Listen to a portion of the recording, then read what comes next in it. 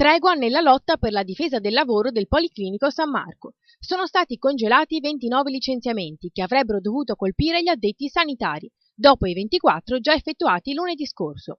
La pausa durerà però solo una settimana. È tutto quello che CGIL e UIL hanno ottenuto dopo una dura battaglia sindacale e la manifestazione di ieri.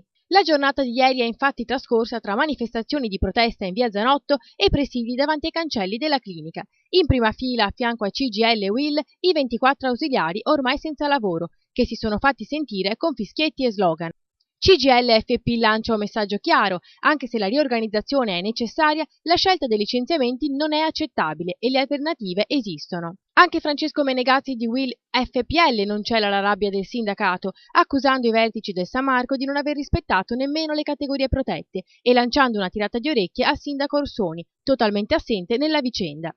Nella giornata di ieri si sono susseguiti incontri tra vertici del Policlinico, sindacati, Regione e ASL 12. L'incontro a Palazzo Ferrofini non ha fruttato nulla di definitivo, infatti la proposta di firmare contratti di solidarietà non è stata accolta e lo stesso consigliere regionale Gennaro Marotta ha chiesto un secondo incontro. I sindacati si dichiarano soddisfatti solamente dell'incontro avvenuto con Giuseppe Dalben, direttore generale dell'ASL 12, che si è impegnato a ricercare possibili ricollocamenti del personale, impiegandolo in strutture private o ASL territoriali.